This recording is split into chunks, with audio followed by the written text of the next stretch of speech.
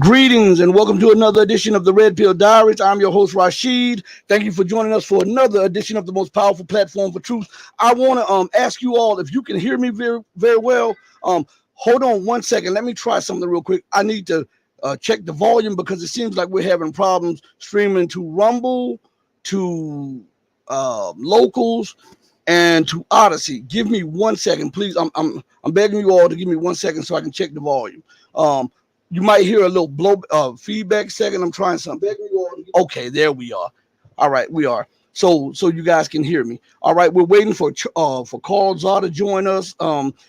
He's in the U.S., so he may be a little bit behind. But he sure. Okay, my audio is good. Thank you, Holly Horn. Thank you. Thank you, Laugh It Off. Thank you too for joining. We're gonna wait for Carl to meet us in the booth so that we can start chopping it up on everything from the latest with the Niger situation, because as you can see, that has dissipated. The news of Niger and the military involvement of France and the United States and the other colonial powers have dissipated. Now, we want to talk about that. We want to talk about the situation that is brewing in the Asia Pacific that a lot of you are not aware of. We also want to talk about a few things that are happening right now with Russia, Ukraine, the United States, and it seems like that the empire is having a come to Jesus moment. And if you're Muslim, a come to Muhammad moment, right? As they're saying that all of the policy, all of the monkey poop that they keep slinging up against the wall, all of the at the end of the day, it's their wall. So they are the ones that will have to clean it up. And so we're waiting for Carl. Let me hit him up one time because I know Carl is he's come from Bali and he's in the United States. So give me 1 second. Let me hit him up. Make sure he's aware of the time a little bit. Give me 1 second. I don't know why I didn't do this. Let's see. Oh, okay. He sent me a message. He said he's running 5 minutes late. So Holly. Yeah, watch if you have to catch the replay, catch the replay. Carl said he'll be here in about 5 minutes. He's running 5 minutes behind. So we'll give him peace to you, Holly. And when you come back in on the next show, I'll see you, I'll remember you, and I'll rinse you up. And thank you for coming. But everybody, Carl just told me he'll be 5 minutes late. He's running a little bit late, and that's understandable. But I want to get into a few things. Let's talk about this Niger thing that dissipated from the news, right? Because remember, for a while it was front page news, and all of a sudden you hear nothing about the West African states military intervention. All of a sudden now you hear nothing about the U.S. Pushing for military intervention or pushing for the overthrow of the so-called junta. Now you hear nothing about France demanding the reinstallment of their Western lackeys. You hear none of that. I want to go to an article, and this article was a few days ago. Give me a second to pull it up. Okay, because this caught my eye. And I did something right before the show. I wanted to make sure that I was on point. You know me. I got to make sure that what I tell you is the truth, because if I don't, everybody will try to challenge it. So I put these keywords in here. Where is it at? Where is it? I just had it. Macron recalling ambassador to Niger, right? And Sputnik International comes up. Excuse me. And so this is the article, and something just didn't gel right with this article. I read the first, maybe the first paragraph or two, and in that something didn't gel with me right with this. And this is why I wanted to have this as one of the first discussions as we lead. We'll use that as the lead-off subject into all of the other theaters or arenas of war, or all of the other geopolitical and economic theaters of war, okay? Because believe it or not, war is on every level right now: political, geopolitical, technological, industrial, financial, everything. The Western world is losing its footing. So, of course, it is going to fight like hell to maintain its position, even as its feet continue to be pulled from up under it by someone tugging on the rug of Western domination. In this article that came up on Sputnik International. It's titled Macron Recalling Ambassador to Niger, French Embassy's Staff and Troops. Now, here is something very important. Let's read the first couple of paragraphs together, okay? Because it's very important. I went to the to Google and I put these words in, so you can do this too. I always try to show you how I come across the information and how I find this stuff. Put in these keywords: how many French troops in Niger? Not how many French troops are in Niger, but how many French troops in Niger. When you put how many French troops, the rest of it will fill itself out on Google. And then you just hit the enter. And at the beginning of it, it says France will withdraw its troops and ambassador from the West African country of Niger, meeting one of the demands of the military junta, which seized power in July. Now, the NPR has it like this. The article right up under it says France is pulling its ambassador and 1,500 troops. So there's an acknowledgement that France has at least 1,500 troops. Good night, brother. I'm stuck in traffic listening to you. Good night, Joel. Good night. Thank you, man. Thank you for listening in traffic, man. I hope that you will get an equal or greater payoff with your time. I really, really appreciate it. I'm telling you, I really appreciate it. From my heart to your ears, I really appreciate it. Okay. And from my mouth to your heart, I appreciate it. But listen to what it says. Now, some people are saying that France has upwards of 5,000 troops in Niger. But we're going to go by NPR's account of the situation. And for those of you who are joining us, I got a message from Carl. He'll be about 5 minutes late, 5 or 10 minutes late. He says 5, but I give him 10 minutes late. Okay. Some things happen. That's life. So until he gets here, we're going to address this, and then I'll bring it to his attention and we'll address it a little bit more. Okay. So bear with me. So this article, this NPR article says France is pulling its ambassador and 1,500 troops. So we're going to go with NPR. We're not going to use the 2 to 3 or 4 or even 5,000 that others are reporting. We're going to use the minimum of 1,500 troops. Okay. Now let's go to this article that I pulled up, because that makes my point even that much more heavy, weighty in facts. So the article reads like this: France is recalling French ambassador to Niger, Sylvain, I can't pronounce the last name, so I'm gonna butcher it, Ite. All staff of the French embassy and all French troops in the West African country, President Emmanuel Macron said on Sunday. The ambassador in Niamey, as well as all staff of the embassy, will return to France in the coming weeks or months. This is key right here. I want you to understand what I'm going to repeat that part again. The ambassador in Niamey, as well as all staff of the embassy, will return to France in the coming weeks or months, Macron told a French broadcaster. He added that the military cooperation with Niger is over, and French troops will leave the country by year end, by the end of the year. Okay. Now, that is the point that I wanted to hear right here. Okay. If France is up to its words, then why would it take weeks to months to empty its embassy staff from Niger? Whenever they want to deploy staff and troops there, it only takes hours and days, right? So why would it take weeks and months if you are only have the minimum staff in Niger at the moment? I'm asking you these things because this is something that needs to. Oh, I see Carl. I'll bring him in just a second. I want to finish this point here. I'm gonna bring Carl in just a second. So. And I have Carl to talk about this also. This will be our lead-in subject to all of the other geopolitical things that are going on. So if France has a minimum staff, why would it take a so-called global power weeks to months to remove the rest of the staff from the country, and then thereafter, the end of the year, to remove only 1,500 troops? I'm asking you this. Now, I know the answer, but I'm going to get Carl. I'm going to bring Carl in, and I'm going to give him the floor, and I'm going to ask him what does he think about this situation. So I'm going to bring Carl in right now. How's it going today, my guy? Hi, Rashid. Now I'm speaking to you from the U.S.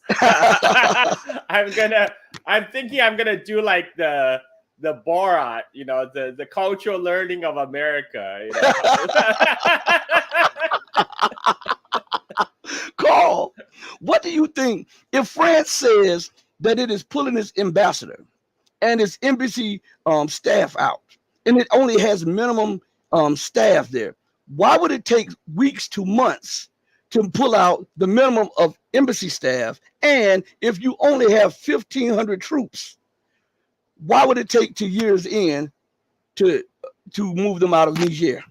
Well, that's my question, Rashid. When I first heard they say they're going to do it by the end of the year, my question is, why not now? Right. It's not that hard. It's just fly in your transport military planes and you can airlift the 1,500 troops out in a couple of days. Why do you need like 3 months? I mean, what's your cooking? What? I mean, this is after they have repeatedly refused to vacate their embassy. And now they're saying, oh, we need some time. Well, what have you been doing for the last couple of months?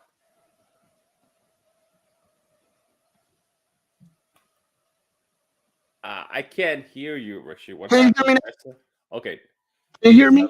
Now I can hear you, yeah. Okay. So what we have these problems, but anyway, what do you think is going on? Because the first thing that hit my mind is, why would, if you have a minimum staff in the embassy, why would it take you weeks to months? And if you only have 1,500 troops and you are planning to acknowledge that you're no longer wanted there, especially after you say that all, and I'm going to quote him directly, the ambassador in Niamey, as well as all staff of the embassy, will return to France in the coming weeks or months, Macron told French broadcaster. He added that the military cooperation with Niger is over. So if it's over, why would it be years in before you take your military out of Niger? I mean, could there be another underhanded imperial motive why to stall this and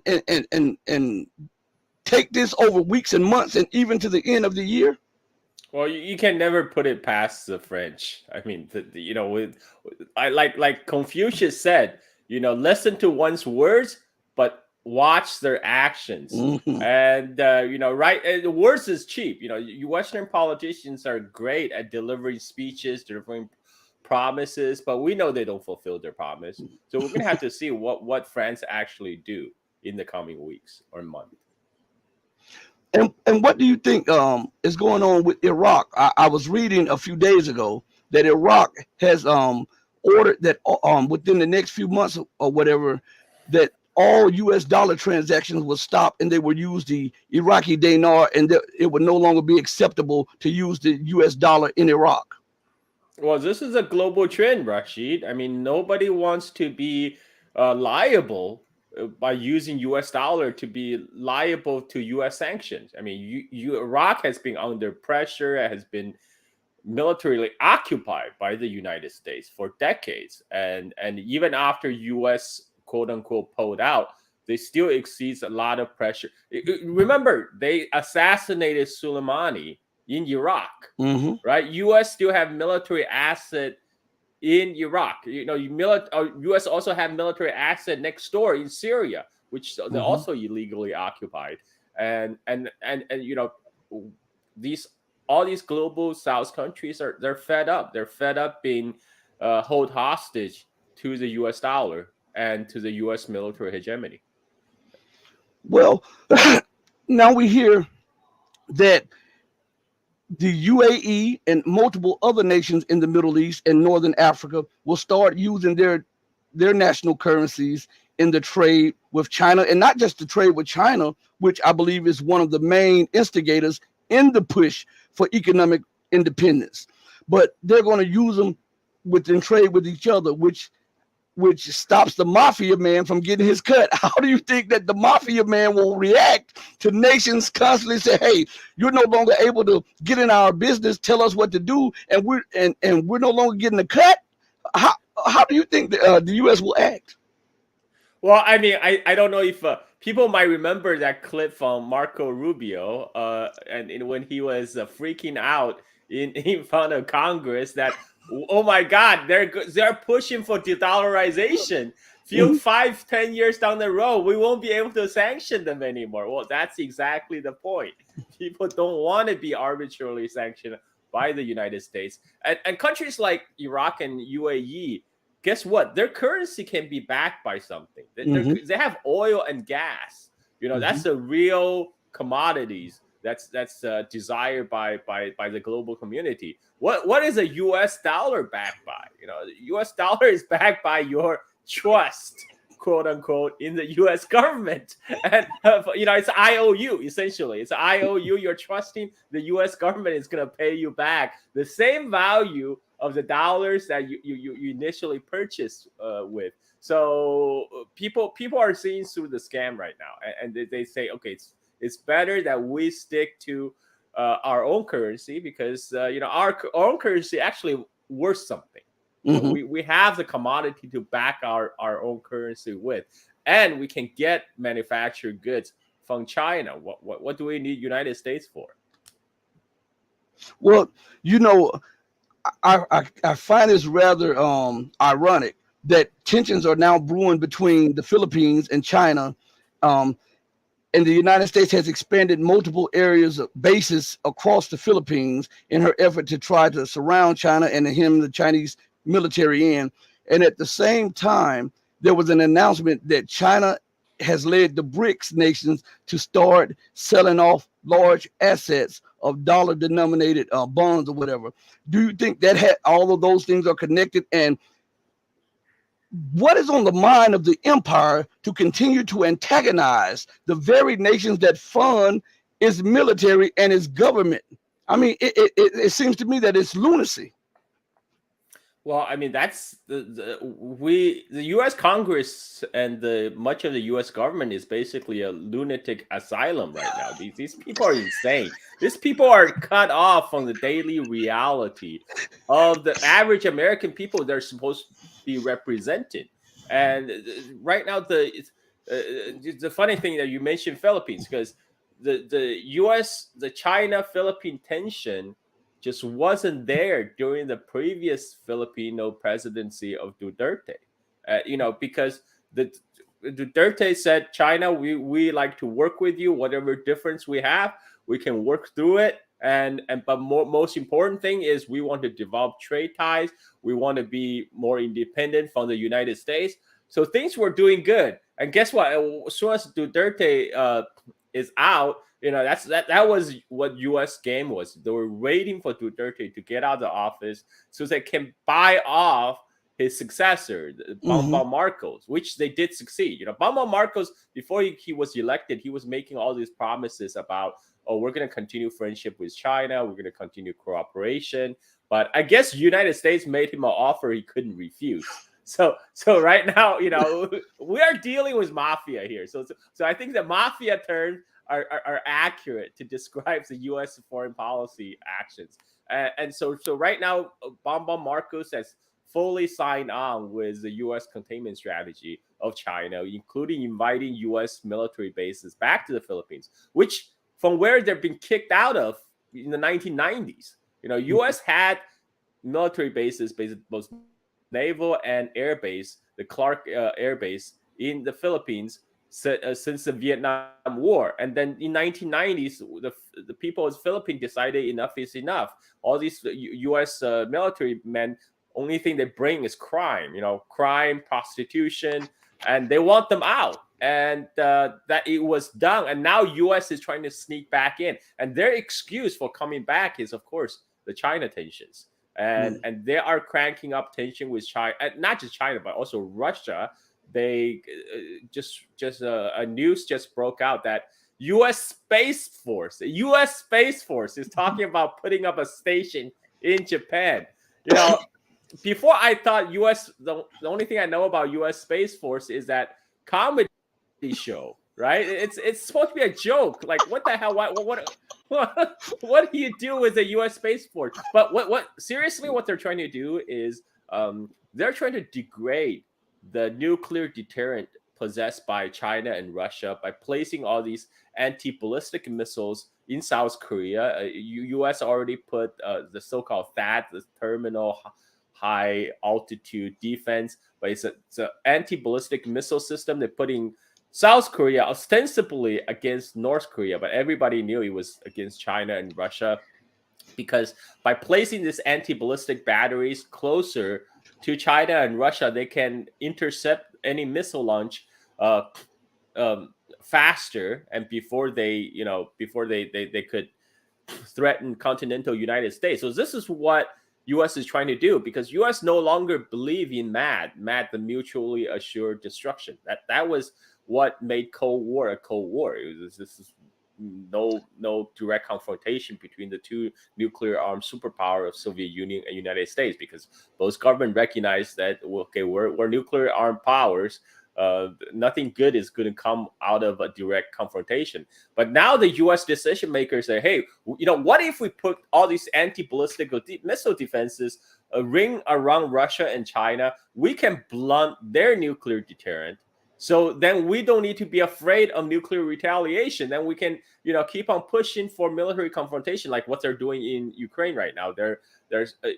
Biden had just decided to go all in on Ukraine. Zelensky was in Canada. He got an overwhelming welcome from Canada. And you have Trudeau saying Canada is going to be with Ukraine all the way until defeat of Russia. But guess what? You cannot defeat Russia. Who is Canada? I mean, Canada, are you kidding me? Like, Canada is just a hanger of the United States. I mean, everybody know Canada doesn't have an independent foreign policy. When Washington says jump, they have to say how high. And Canada, which is interesting, because right now Canada is involving in a row with India, and which and a lot of people are saying, well, look, why is, like, we never heard that Canada has an independent foreign policy, so Washington must be behind this somehow.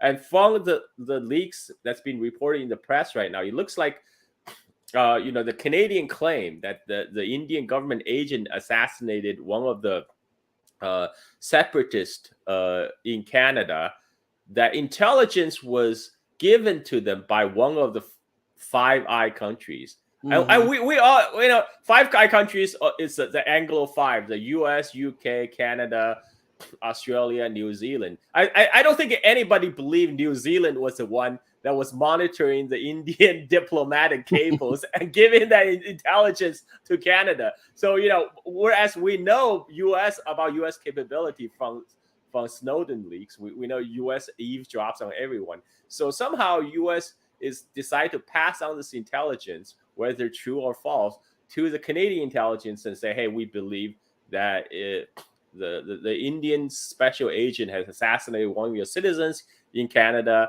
Maybe you should raise your voice. And that's what Trudeau did. And I think they're doing that because India hasn't been completely on board with the Western alliance in their sanction against Russia, because India continued to buy oil from Russia. And during the G20 meeting in Delhi, India made sure there's not going to be a table of resolution condemning Russia. So this is U.S. and its allies trying to kind of tweak India a little bit to remind them, hey, we can still make you uncomfortable. Maybe, yes, we do need you to be in the anti-China alliance, but we still have leverage over you. And I think this is why it's getting a very strong reaction from India right now, because unlike Canada, India actually pursue an independent foreign policy. They do what's best for India, no matter, what their domestic policy is. But in the international arena, India do what's best for the Indian foreign policy, not what's best for Washington. That role is being played by Canada, UK, and all those puppy dogs of US. And this is what US don't like, because this is also why US really hates China and Russia, because these, like Lavrov said, China and Russia are the truly sovereign nations, because they are not answerable to US pressures. And could it be also because I was thinking about this whole situation, how the United States tried to bribe and then threaten South Africa against Russia and China, and it didn't work. And then they tried to do the same thing with Brazil, and it didn't work. And I believe they're trying to figure out which one is the weakest link of the BRICS so that they can destroy the BRICS. And they thought that they had bribed India, and they thought India was on side because they offered all of this technology and all of this investment to be a counterweight to China. And I believe that also plays a big thing. But isn't it ironic that the Nazis were celebrated in the Canadian Parliament? I want to say that part too, because I don't want to forget that. They were celebrated in the Canadian Parliament, and the Western world celebrates it, and they destroyed the wealth of, what is that rapper, Kanye West, for saying something against something, I think it was pertaining to Jewish ownership or something, and they destroyed him, and yet they're elevating the very Nazis that they claim to be against. And what is her name? One of the Canadian officials, I think her name is Chrystia Freeland. Her grandfather was a Nazi. Her grandfather was a Nazi.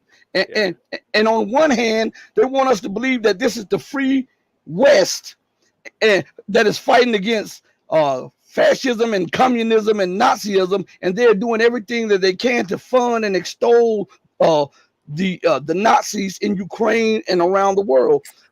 Is that because they feel that they are desperate, because all of their plans to keep China in check, they wanted China to rise, but only so far. They never wanted Russia to reemerge. They never wanted the South Africa to have an independent policy. Isn't that desperation setting in? And they're just trying to latch their train on anything that can keep it going in motion before collapse? Yeah, I mean, I think right now they're at the stage where they're just trying to fling all the fishes on the wall and see what sticks. And this is but this desperation is dangerous, because US still possess a lot of weapons and a lot of arsenals, and they're trying to proliferate all over the world for the benefit of the military industrial complex.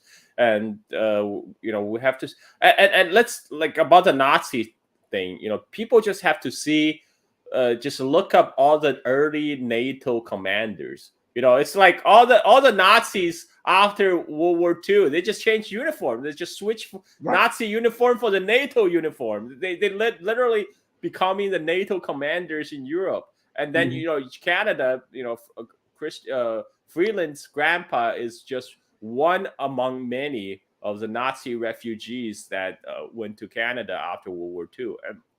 And when they honor this guy, it's like, it's really amazing how there was so little pushback in the mainstream media. I mean, they literally say, "Oh, this 98-year-old veteran who fought Russia in World War II." Like, wait, who fought Russia in World War II? I mean, come on. I mean, it's just like, I mean, like, of course, people are so dumb right now by our educational system, by our propaganda machine. People probably don't even realize, Soviet Union was part of the Allies in World War II. And but it's sad. At the same time,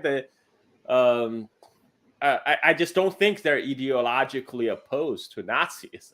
I don't think that's, they say they are, but like I said, action speaks louder than the words. Right. I mean, so far they have been, they know what Azov Battalion is. I mean, it's like, it's really a big challenge for mainstream media to film photos of military in Ukraine with Nazi insignia. I mean, like, they do this again and again and again. And it's like, oh, these are the heroes we're supposed to look up to. And then you zoom in and they have a freaking like SS symbol, like tattooed on. So it's we are at the point where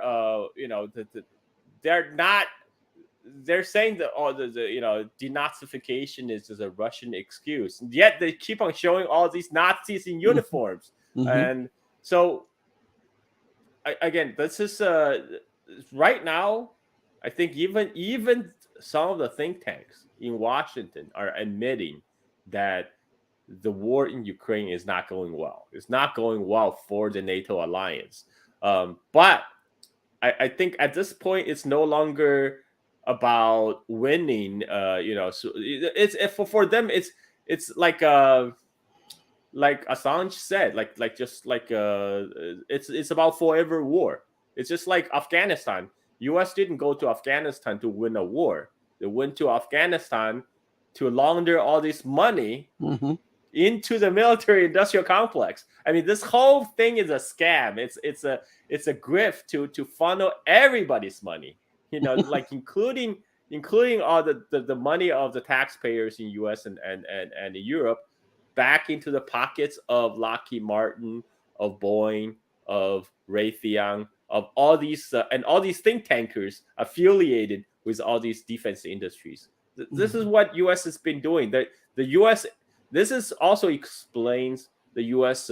Sanction on China, because U.S. tech sanction on China is actually killing the U.S. tech industry right now.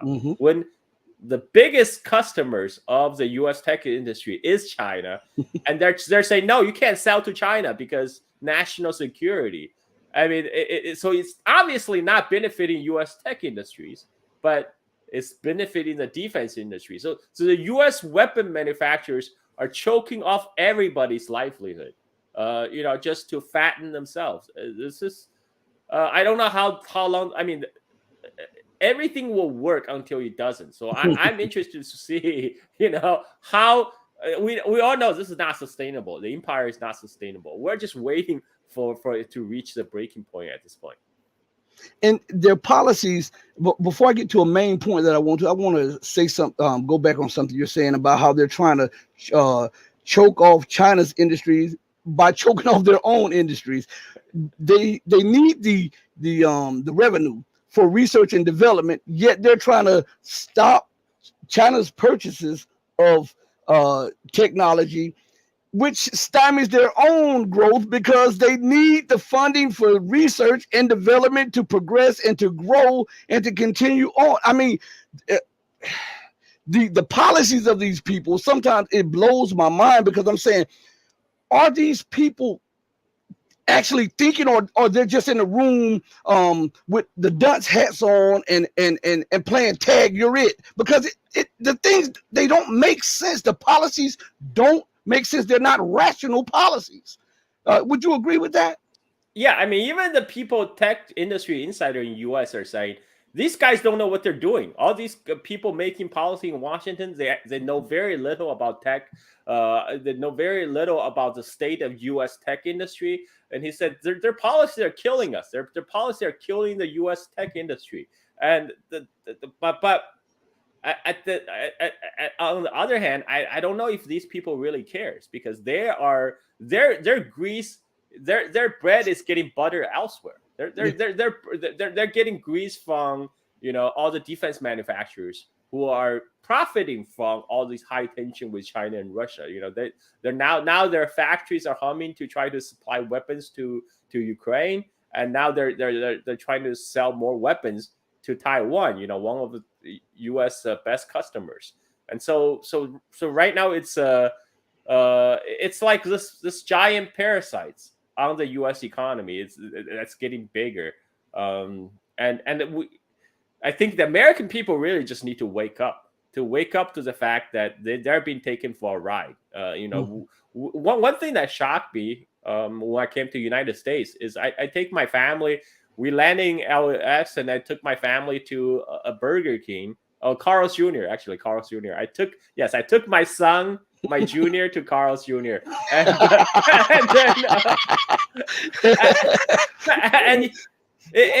we got like this one burger meal and 3 pieces of chicken tender, and cost over $20. I was like, what? I mean, I haven't been in US for 4.5 years, but it's still crazy. Like, you go to a fast food restaurant and drop $20, and I talked to my parents. They say, yeah, the price really have gone up in the last couple of years, but we all know why. We all know why the prices go up, because the Ukraine war, because of sanction, which the U.S. have inflicted upon itself and its allies. There doesn't need to be economic sanctions that's sanctioning on the livelihood of average people in U.S. and Europe. Yet, that's what they do.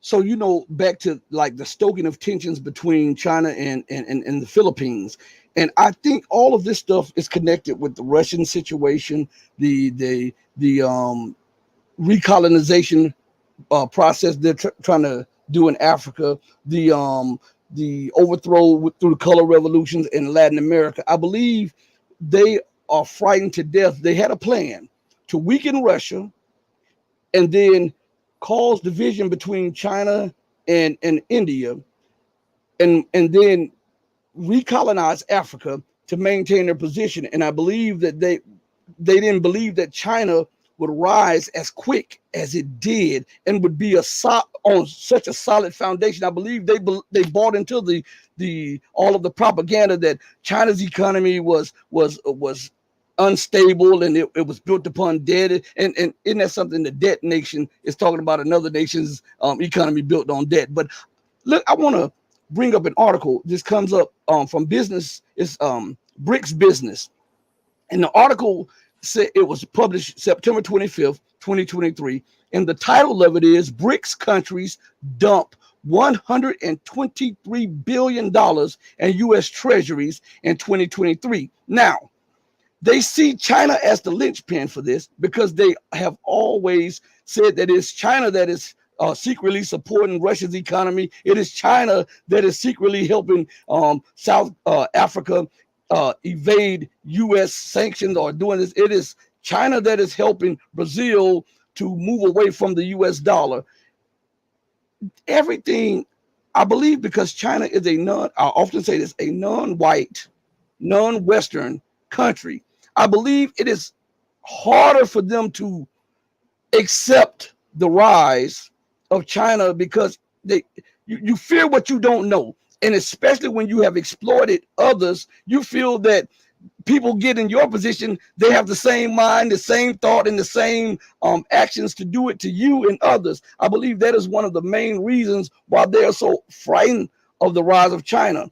And one more main thing, I want to put this in here, and I'm going to let you address it and have the floor with this. Another reason is because of this article that came out on Insider. and it came out September 15th, and I read it on one of my shows before. And the title of the article is China has the capacity to build PLA combat ships at 200 times the rate that the U.S. can per leaked U.S. Navy intelligence. And it says China's shipbuilding capacity has dwarfed U.S. capabilities per leaked U.S. Navy intelligence. A Navy spokesperson confirmed the leaked material's authenticity to Fox News Digital. I believe when you have dominated in so many arenas for so long, and now you see someone that doesn't look like you, someone that doesn't think like you, someone that doesn't act like you, and someone that won't bow to you because, hey, I'm the emperor. You must bow to me. You must pay your obeisance to me. I believe this is one of the main reasons that is driving the hunger for war with the United States with China. What say you on that? There's also fear. There's a deep fear among U.S. and European leaders that once China becomes strong, that China will do to them what they used to do to China. Just like 180 years ago, 100 years and 80 years ago. And because that's how they viewed the world. They always viewed the world in a very zero-sum rule of the jungle. The strong eats the weak. They used to be the strong, and that's the way they see. That's the way the world is. And now they're afraid the table is being turned, and so there's a deep fear. This is what drives all this yellow peril reporting in our mainstream media right now.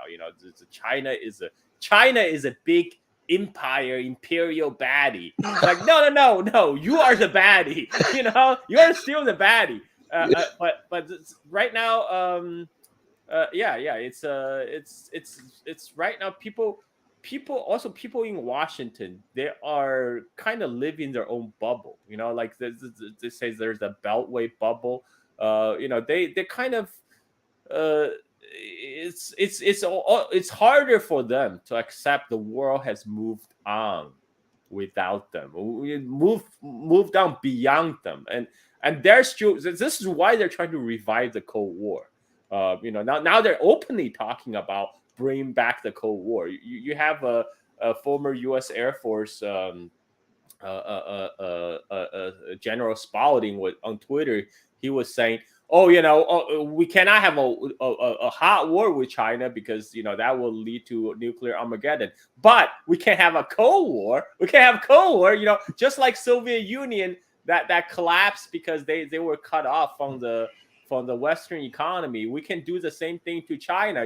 As long as we cut off China from trade links with us.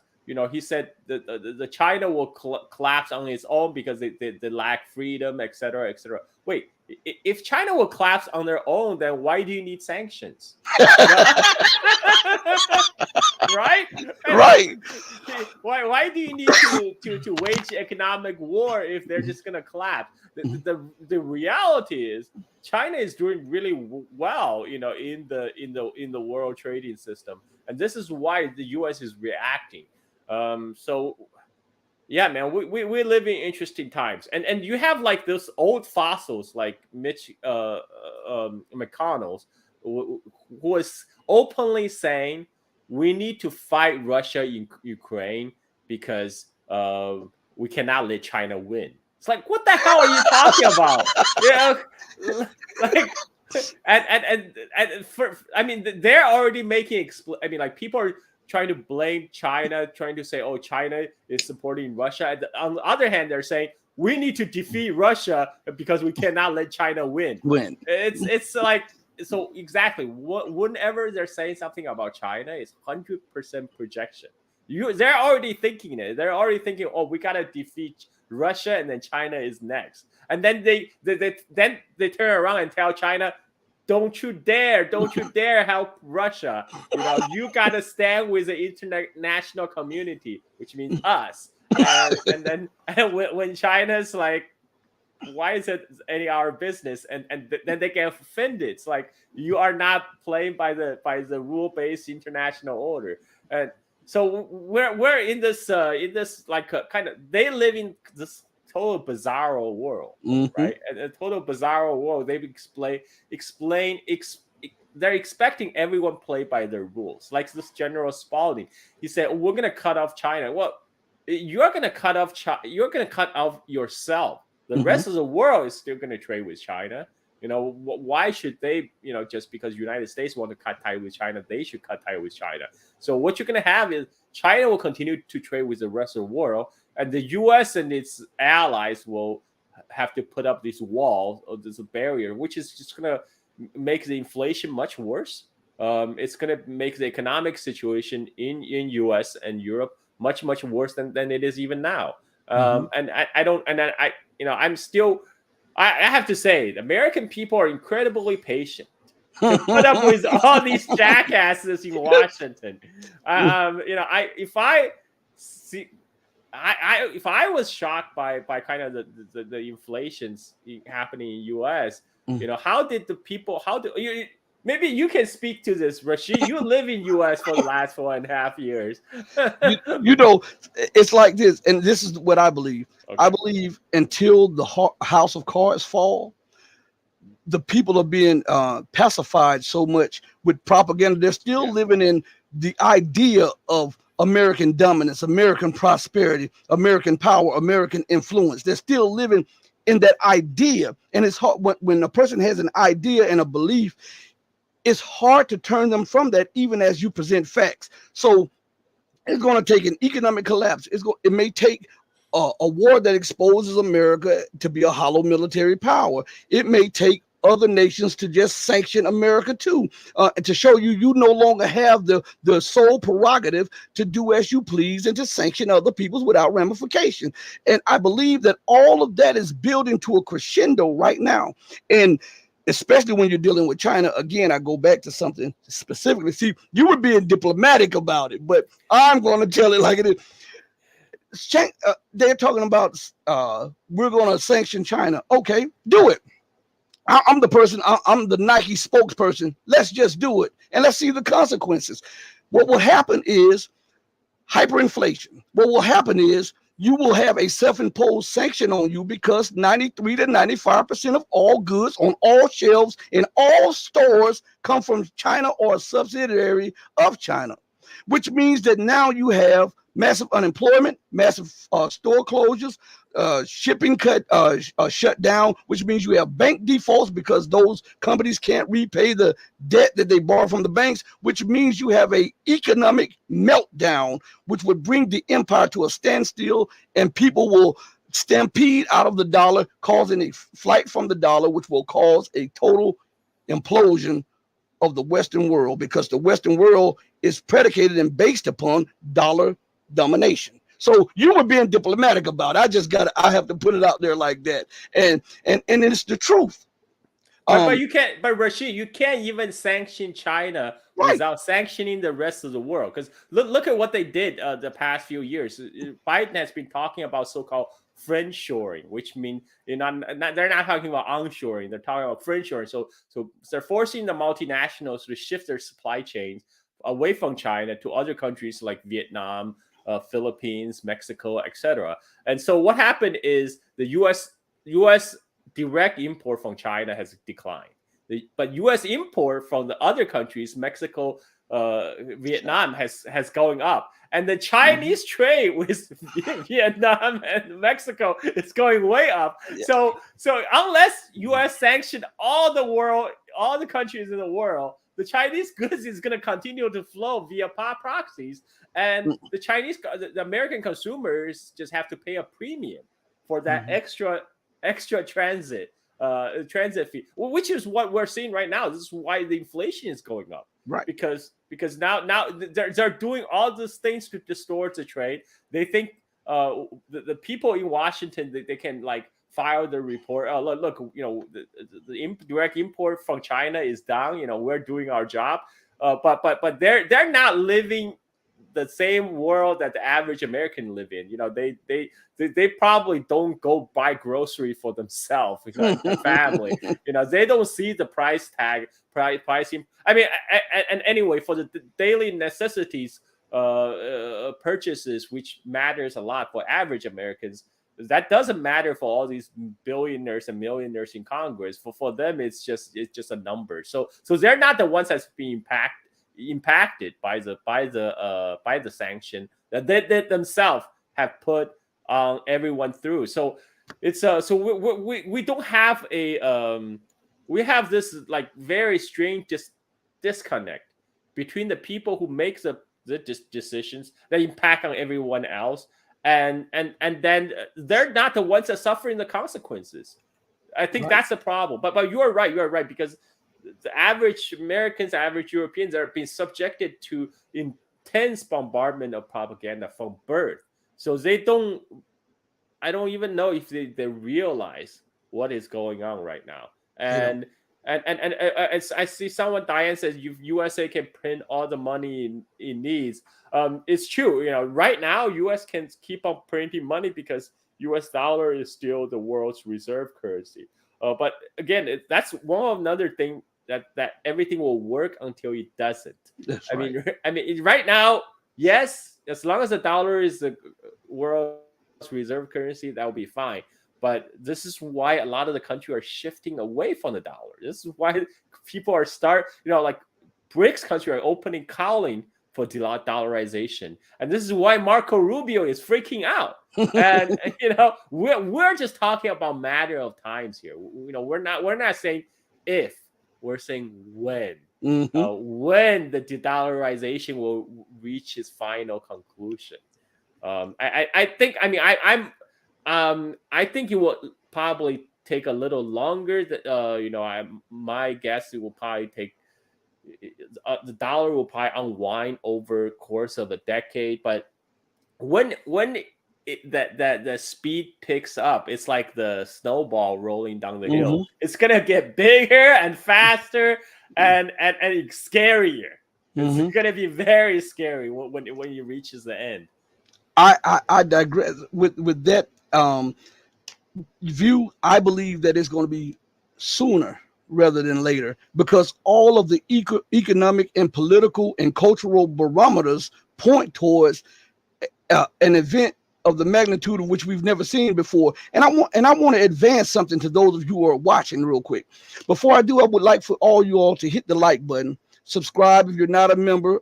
If you're not subscribed, think about becoming a channel member. This is my guy right here. I'm telling you, this is my guy on here. So I want you guys to please hit the like button. But I want to advance something to you.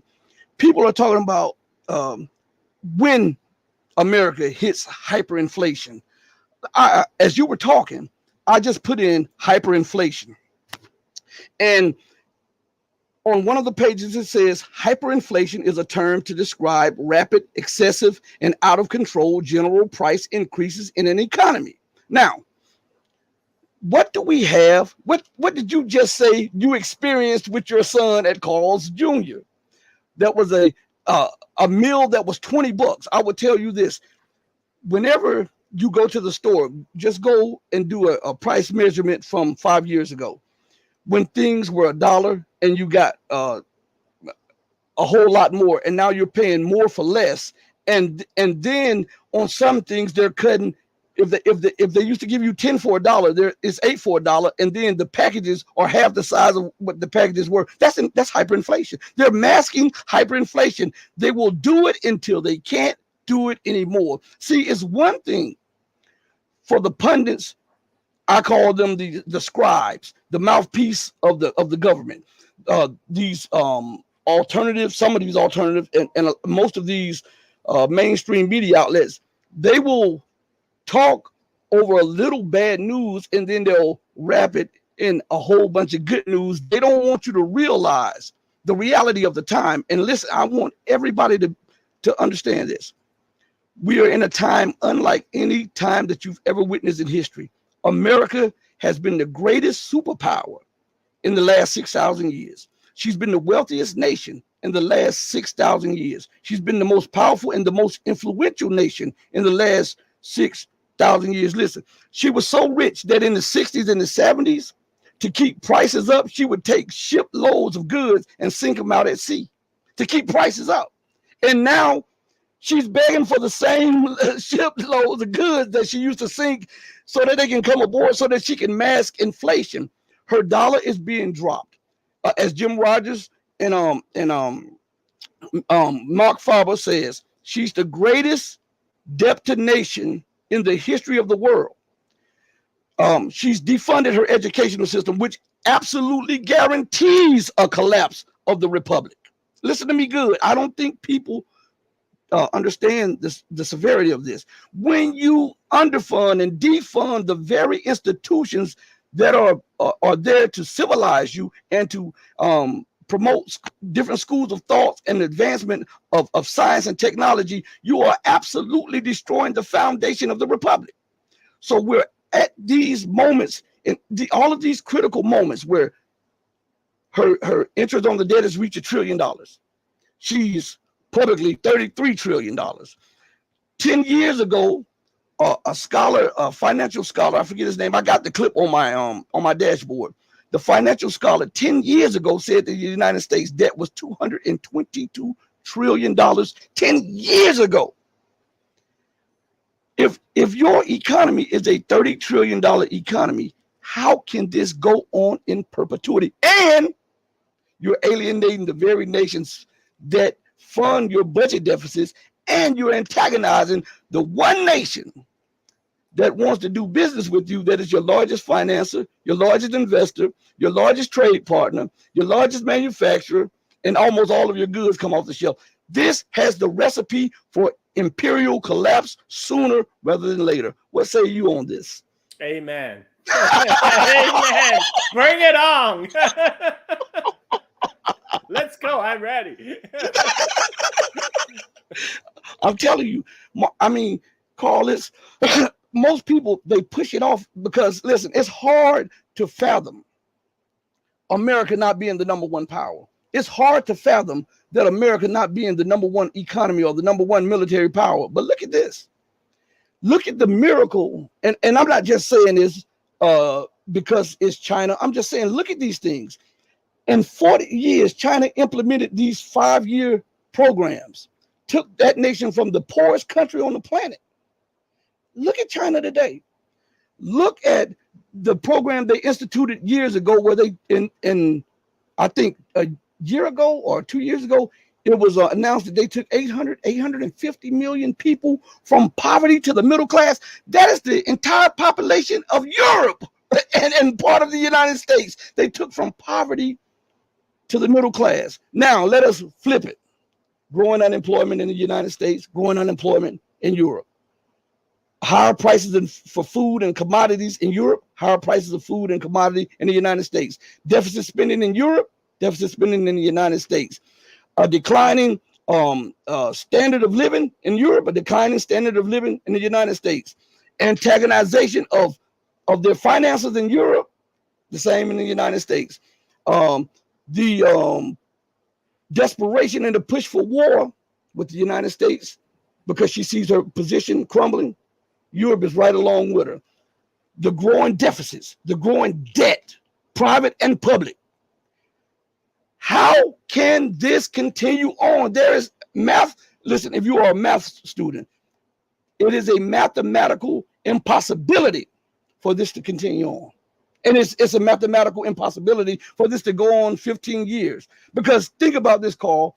If you made $30,000 a year, just put it 30,000, and you spent $1 million a year, and you spent $1 million a year for 60 years, and you only made $30,000 a year, do you believe that you'll be able to spend $1 million a year every year? Now your interest on your money, the money that you owe, is over $1 million a year, but you're still making $30,000 a year. How in the world is that mathematically feasible to you or I? And if it's not feasible for you and I to live like that, then how can a government or a nation live like that? I just want to say, I wish somebody extend $1 million credit line to me. It's like, this is not available to common people, you know, like for the average people making $30,000 a year, that's just not a reality. Nobody's going to lend you $1 million except, you know, United States, because US has built up its wealth in the past. That's why, you know, people continue to put their trust in this IOU called the US dollars. But at some point, they're gonna collect. And this is why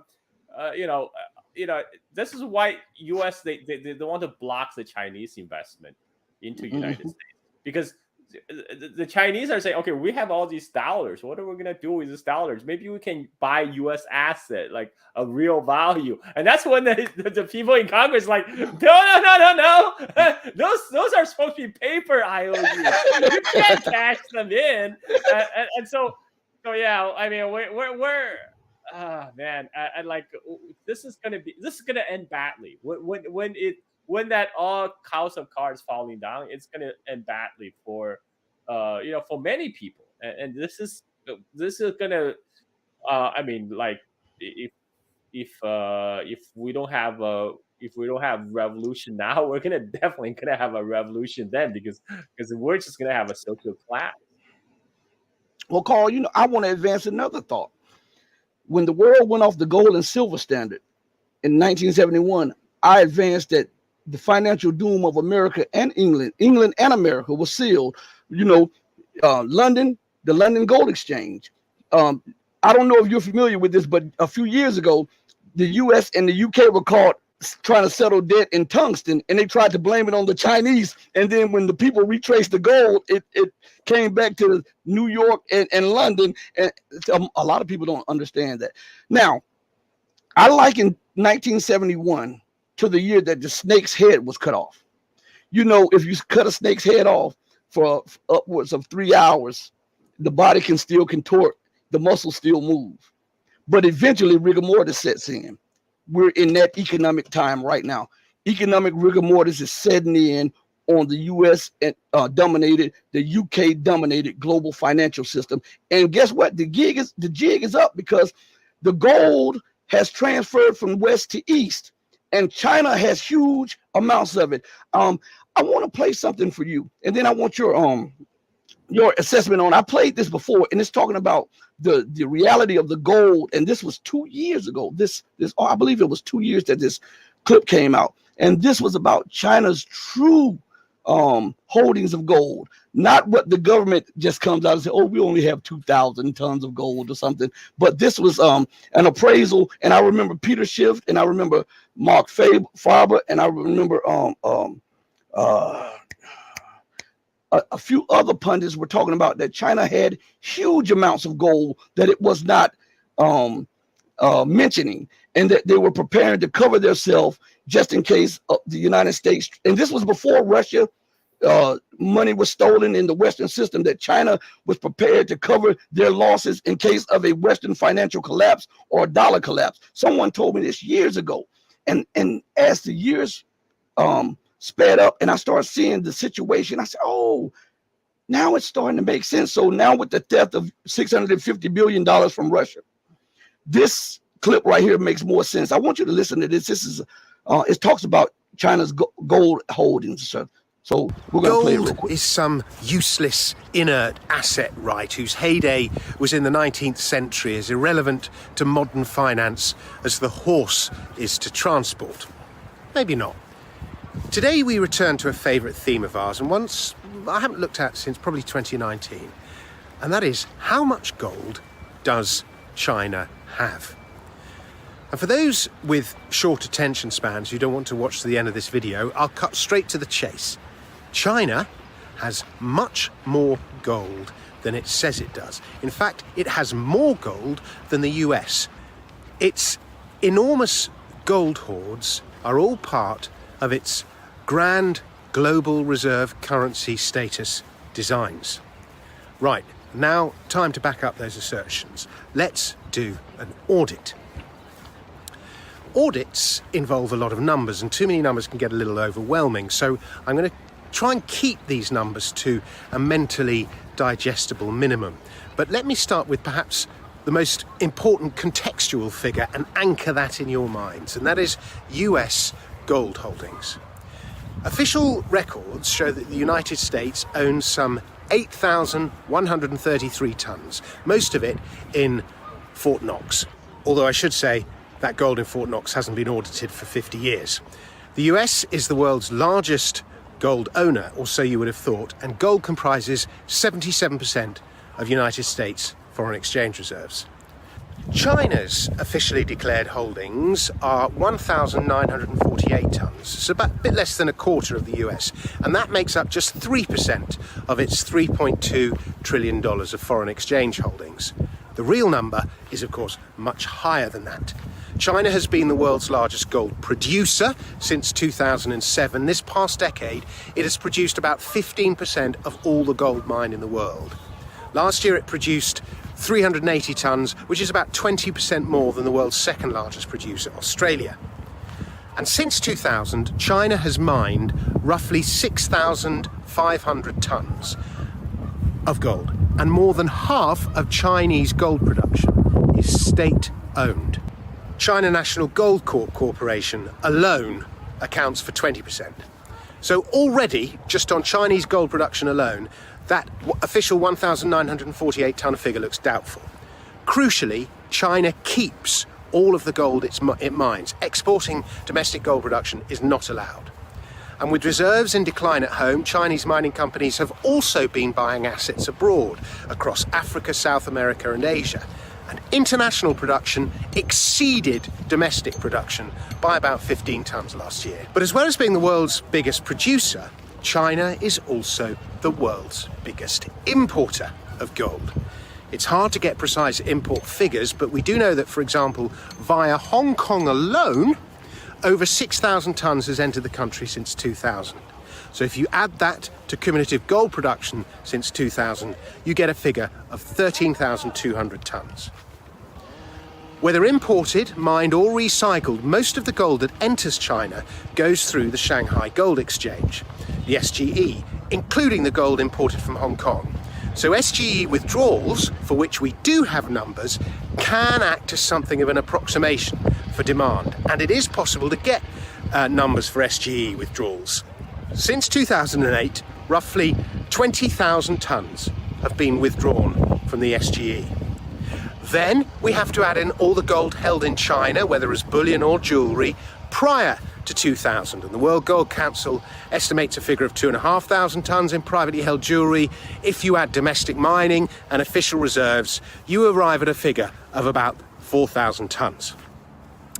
Now, Nick Laird of Gold Charts Are Us, one of the world's leading gold data experts, has cobbled it all together to produce this chart, which shows cumulative gold held in China to be around 28,911 tonnes. I've spoken to numerous analysts, Ross Norman, Bron Suchetsky, formerly of the Perth Mint, Koos Janssen, and they all arrive at similar estimates. In addition, there is gold entering China that is not accounted for by SGE withdrawals. Ross Norman points out that the People's Bank of China, the PBOC, likes to buy 12.5 kilo gold bars. They don't trade on the SGE.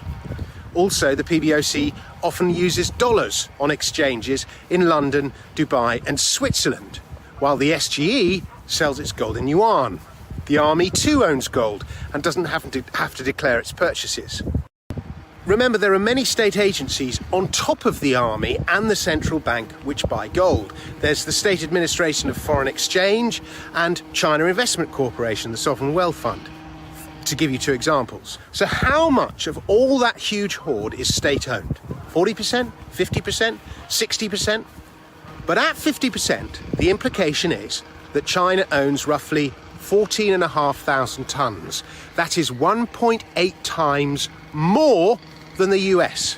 Now, it may be that only 20 or 30% of that gold is state-owned. I find that unlikely, but even if that's the case, it still owns more than the US. And China has been famously encouraging its citizens to buy gold since 2008. And the SGE has actually stated that only consumers buy gold over exchange, but it almost doesn't matter. This encouragement to buy gold, as one of my readers resident in China reported to me, kicked off a frenzy of laundry as China's citizens rushed to exchange the hordes of hooky cash they'd built up. In his local bank in Shanghai, he said, in 2009, he was standing behind a Chinese bloke who was unlocking bundles of euros, US dollars, Singapore dollars, Swiss francs in exchange for 5 kilo gold bars across the counter. Gold ownership in China is registered, so the government knows how much its citizens have. But it's commonly thought that should Beijing invite private holders of gold to support a major government currency initiative by pledging their gold as a kind of war bond, then there would be a 99% pickup. The vast majority of Chinese trust their government, especially when it comes to returning China to the top of the world. And that means a considerable amount of extra gold can very quickly be mobilized to participate in whatever Beijing is planning. Chinese gold holders don't have the same mistrust of government held by Western gold bugs. The party's seen as a good housewife to the nation. But the disruption it would cause means there's no way China can declare such large official holdings, not yet anyway. There'd be an unwanted surge in both the yuan and the gold price. The government's $3.2 trillion of US dollar foreign exchange reserves would be devalued. And to declare that much gold would be a direct challenge to American supremacy, which China is, I don't think, yet ready for. Parity first, then supremacy. So for now, they follow Deng Xiaoping's doctrine of we must not shine too brightly until everything is ready. President Trump wrong-footed the Chinese, and that and COVID, the great accelerator, may have brought schedules forward. The Chinese President Xi Jinping is known as a man of destiny, and he may want the great ascension to happen on his watch. But backing its money, if only in part with gold, as empires on the rise are wont to do, would give China great credibility in a world awash with money printing. He talked about the level of gold reserves that the Chinese have, and I was looking at something in the chat, and let me pull it up on the screen real quick. The chat is going quick. Jenny BN says this, and this will answer this right now. The U.S. will just seize all the assets of Chinese investors. See, this is what we were talking about before. China was preparing for that. That's why I believe China set up the Shanghai Gold Exchange and all of these other very vital organizations that they were levers of economic freedom, just in case the West tried to do to them what they were doing to everybody else who challenged the West.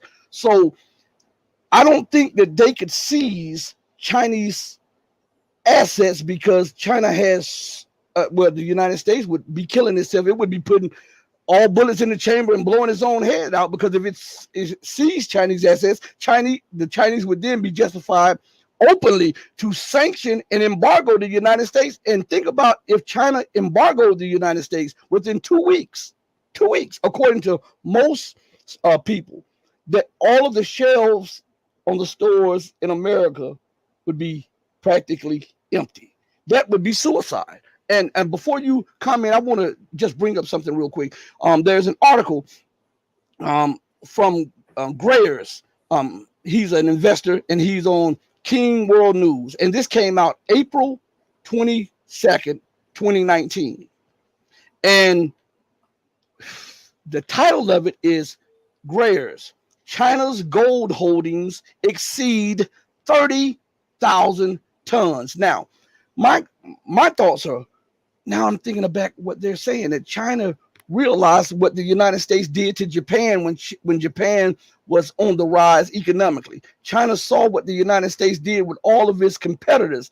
So what China did was put in things like the BRICS Bank, the AAIB Bank, the Shanghai Gold Exchange, all of these other things, and then started quietly acquiring tangible assets, the owning of companies, the owning of non-Western companies, the owning of mines, and all of these tangible things, gold and silver. They have copper reserves. They have, all of these things that the West takes for granted. China has built up national strategic reserves, like the United States has a strategic oil reserves. China has strategic reserves of all of these critical things that are needed to keep an economy going.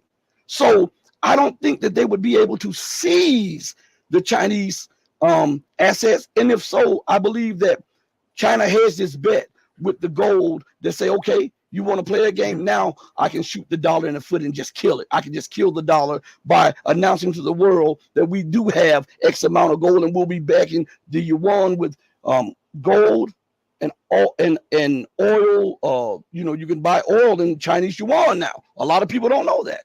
So I believe that this was to minimize the losses when the time came for a stampede out of the U.S. dollar. What do you say about that? That's a good point. I was watching the documentary you show. I think it's legit because, like he pointed out, it's true. China is the world's largest gold producer, and China doesn't export gold. And China has to.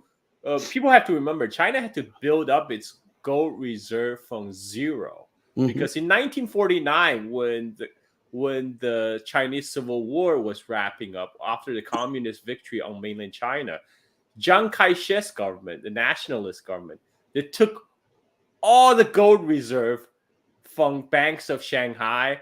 They took it with them to Taiwan. So in 1949, China had no gold reserve. So they had to slowly build that up from zero. But it's helped by the fact that there's a lot of gold mines in China. China has all traditionally been world's largest gold producer. And by not exporting, they're slowly accumulating gold. And as when China started to accumulate large piles of dollars, they have to reach a realization that, okay, these are just paper. These are just paper IOUs. So when they try, so they have tried to cash in, by investing U.S. assets. But this is where there's a huge freak out in the Congress. They say, "Oh no, communist CCP influence the United States. They're buying up everything. We must stop them." So China has been divesting from the United States. Talking about U.S. seizing Chinese assets. Well, the Chinese investors are smarter than that. They're running ahead of the game. So they have been slowly there was a point Tencent was investing in Top Gun sequel. The Top Gun Maverick was originally financed by Tencent until there's like a big uproar on like Reddit and the U.S. Congress, and then so they were forced to pull out. And same thing with AMC. Well, I actually just went to watch a Chinese movie in an AMC theater near my parents' house because after the Chinese company Wanda purchased AMC back in 2012, and after that, the AMC started showing Chinese movies in areas with large Chinese population. But I just look it up, like just 2 years ago, 2021, the owner of Wanda sold most of his stocks in AMC. He cashed out, and so the Chinese investors are now waiting for the U.S. government to seize their asset. They are cashing out. They are divesting away from the United States. They're investing in places like Brazil. They're investing in places like South Africa. This is why there's a BRICS grouping. And they realize that when they invest in the U.S. asset, there's a good chance now that U.S. government is going to say, "Oh, sorry, this is all mine now." And so they don't want any of that. They don't want it. So the divestment from United States is already happening. The decoupling is already happening because China realized U.S. is not a reliable partner. So they are divesting, they're decoupling from U.S. to build a safety. And so yeah, I don't think they see what U.S. is doing to Russia, and they understand same thing can be applied to China as well. That's how U.S. sanction works. The sanction never goes away. U.S. will only pile sanctions on top of existing sanctions. And all the sanction regimes that U.S. first developed against North Korea, and Iran, and they apply the same laws now against Russia. Now there's already talks. There's already talks in U.S. among those think tankers about applying those same laws, sanction laws, to China in case of a war breakout over Taiwan. So these guys are already thinking that, and of course, Chinese, they're not stupid, man. When you openly talk about stuff like that, they are making contingency plans. At the end of the day, China is the one that have production capacity. They have friends all over the world that produce energies and raw commodities. So they're not worried about being cut off from the United States. U.S. is important in the sense that it's one of the big consumer market of Chinese goods, but there's a conceit in the U.S. that China need us to be consumer of their goods. It's like, no, they don't. They don't need you to buy their television. They can sell their television to somebody else. They can buy television themselves. Nobody needs you to buy stuff from them. It's ridiculous. What you're paying with a paper IOU. That's increasingly useless. So yeah, that's just my 2 cents. And I want to play this little short clip. I played it before, but I want to refresh a lot of people's memories since we're on this situation of sanctions and what the United States has done to Russia and is trying to put it on repeat with the Chinese. This is about 43 seconds. So everybody, please hit the like button and subscribe. But let me play this clip real quick. China would be even a bigger nightmare for the West, because look at China's standing as a socialist country, as a country that offers so much aid to other countries in Asia, Africa, Latin America. It's an entirely different ballgame. And, if the United States tries to use Taiwan as a pawn against China, their defeat on that issue, I'm not talking militarily at this time, but politically, will be much more resounding than their impending defeat of the using Ukraine as a pawn against Russia. And we see that because, like, this is not to take anything away from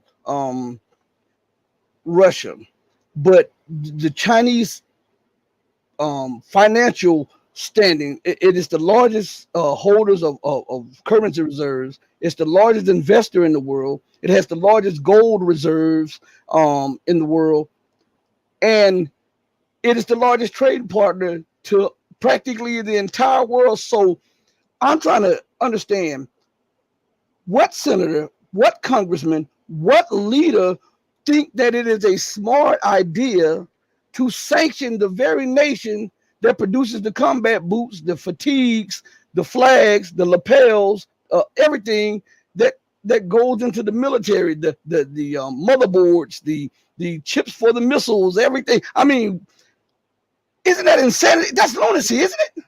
Well, Rashid, you have to remember, most are politicians like Mitch McConnell, Feinstein, Biden. These guys are born in the last, in the middle. They're in the middle of the last century. Their best time was like back in 1960s. That was probably their peak. 1960s, 1970s. That's a world they remember. They remember like the peak of American power. But they right now they're half the time they don't know where they are. I don't expect them to realize the reality of 2023. Because I don't think I honestly don't think they understand the situation United States in right now. Vis-a-vis China, because in their mind, China was still probably this, isolated a country, back in the Cold War. This is why a lot of them think they can wage Cold War 2.0 and still win, which is crazy. Like, if anything, waging Cold War 2.0, they will just be isolating United States, and then they will force their European allies to go along with the isolation, and that will just end up strangling their own economy. So, it's and you talk about like United States defunding education. You would think that this would not affect the most elite segment of the population, right? Because I know where you're going. Because right now it looks like the dumbing down of America is all across the board. It applies to everyone, and if you just take a look and listen to your congressman, listen to your politicians, you will know what I'm talking about. These people are dumb. I mean, okay, these people are very smart when it comes to line up their own pocket, when it comes to corruption, when it comes to grip, but comes to everything else, they're just dumb. And like, you cannot run an empire on these very limited human resources. I mean, it just doesn't work. Mm-hmm. And Jenny BN says again, she's talking about Chinese businesses in the U.S. and the Chinese own a lot of U.S. land in the U.S. But also, Jenny, and I'm going to say this, then I'll let Carl chime in, because I don't know who it was meant for. But you have to understand, most U.S. corporations are invested in China also. So what's good for the goose can be good for the gander also. Go ahead, Carl.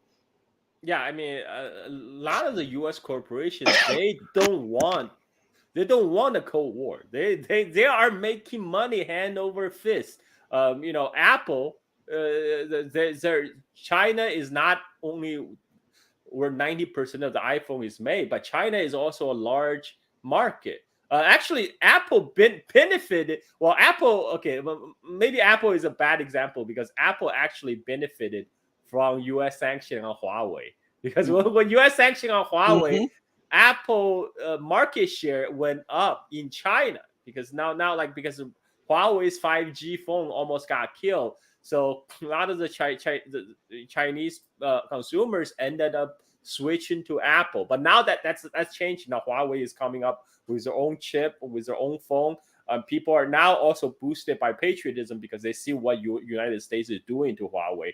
They're buying. They rather buy Huawei than Apple. So, but most of the U.S. companies, this is why Elon Musk is in travel to China all the time. Because not only because he has a Shanghai Gigafactory, but also China is a big market. It's a big market for them.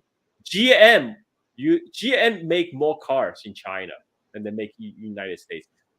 The market, like I remember in 2008, during the financial crisis, I traveled to China, and one of my dad's friend's daughter was working in GM China, and she was like, "Yeah, I don't know what they're doing in the GM in US, man. Like we are the one making money. We don't have to be bankrupt.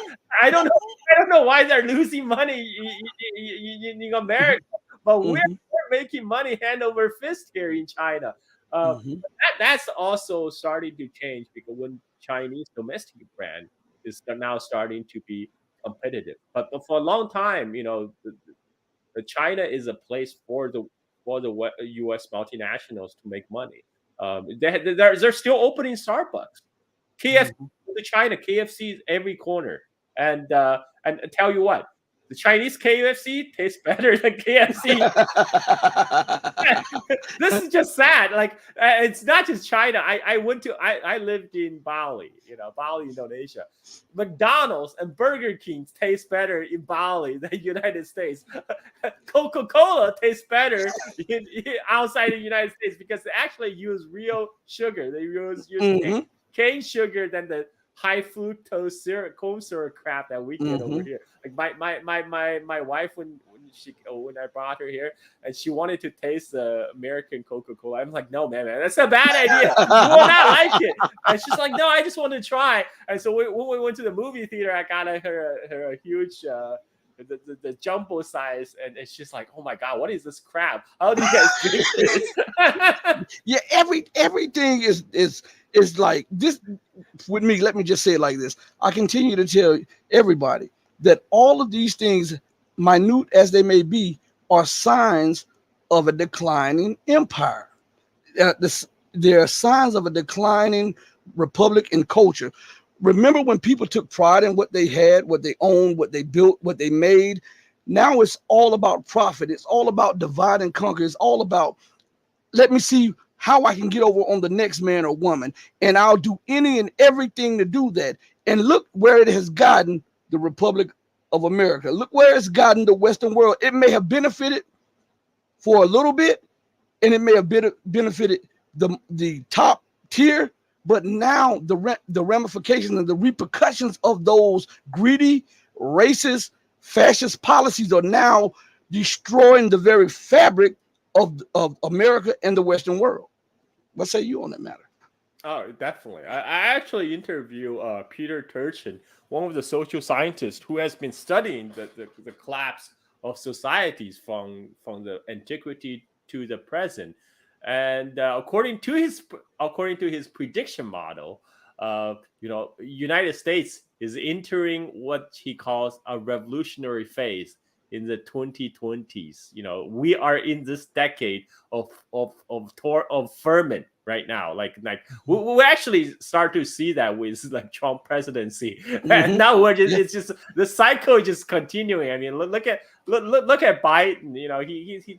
He's not quite there, and look at the coming election. We're getting Biden versus Trump again. The people talk about how U.S. is a great democracy. This is a choice we have, folks. You either get Biden or you either get Trump. Two terms in a row. This is all you're getting. Yeah, I mean, Holly says that Russia was prepared, China will be ready. I agree, definitely. I mean, China has been preparing for this for a long, long time. And I believe that the leaders of the Western world, they are so out of touch and out of tune with reality, and so out of touch with the average person that they actually believe the garbage that they peddle to everybody. They really believe that stuff because, believe a person when they show you who they are. Don't believe them how you think that they are. Believe them as they show you who they are. If someone is constantly doing something over and over again, as I posed on one of my questions on one of my shows, I said, if this person went from this neighborhood to that neighborhood to that neighborhood to that neighborhood, and every time they were in that neighborhood, they either caused a fight or they were raping or robbing, that's who that person is, right? Well, look at the policy initiatives from administration to administration. It doesn't matter who's the president. The system itself is corrupt, racist, fascist, and will do any and everything to maintain its power. And those who claim to want to come to power to change it, I ask this question: do they change the system, or does the system change them? Because when we look at it, we see the same policies. Look, what was implemented by Obama, and how he. I voted for him. I voted for him to 2008. I thought he was a real deal. I believe in the change. And after that, I was like, okay, I'm done. I'm done with this crap. Like every politician is the same. It doesn't matter. Every one of them. Every one of them. And Obama, and let me tell you, a lot of people don't like to hear this, but I got to tell you, he used his color to get to office and exploit black, brown, red, yellow, and poor whites. That's what he did. The people that are pulling the strings behind the scene knew that the system was close to imploding, so they wanted to give a fresh look and some semblance of hope so that you can still believe in the system. And look from the policies that he enacted to the policies that were enacted after him, all the way up to right now, and show me where they have deviated much. And they haven't. So we're looking, I'm telling you, every last one of them believe this mess. Obama is a black face of the white establishment in America. I mean, he did. I have to give it to him. He pulled it off. And he fooled a lot of people, including myself included. But like after Obama, what I realized is it's all a shame. It's all a sham. It's like I don't believe anything what any of these politicians say anymore. It's all, nothing ever changes. They always promise change, but when they come to power, it's more of the same.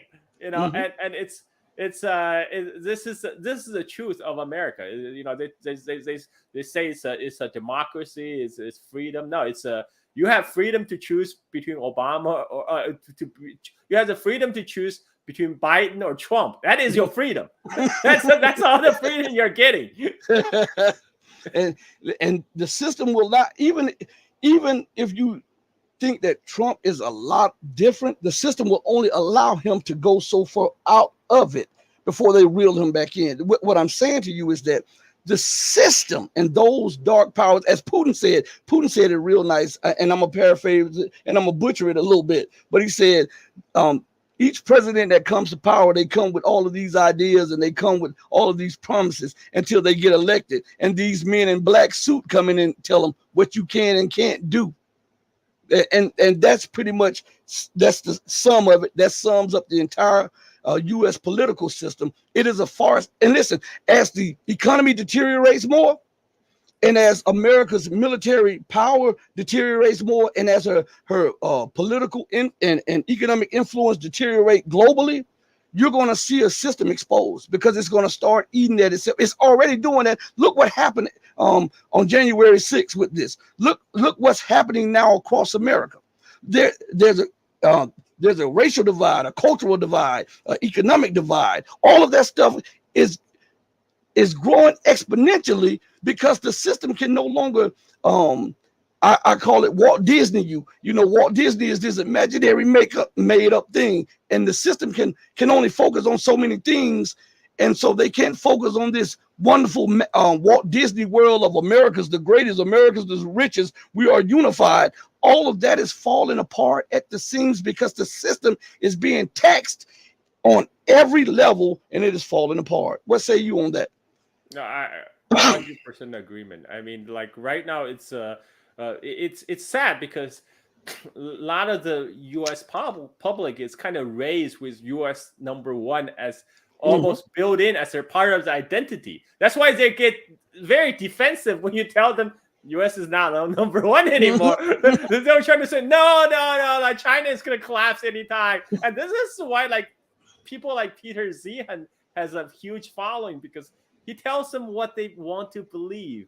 He sells the copium, copium and hopium, and but good for him. He's getting a good grift going. He recognized what makes money. I can't begrudge a man of his hustle. But the whole system is not well. Is not well. We all know it. We live in it. We live in it long enough to figure out it's a scam, it's a sham, and I just can't wait. I just can't wait for the whole edifice to come down to collapse.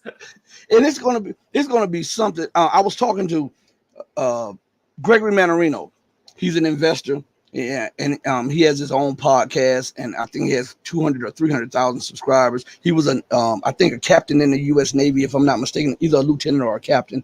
And he does this investing, and he's been warning people. He said, when this thing collapses, it will cause the loss of life on a biblical scale. He said, because this will be more deadly than a nuclear exchange, because so many people are wrapped up in this idea of Western and U.S. supremacy.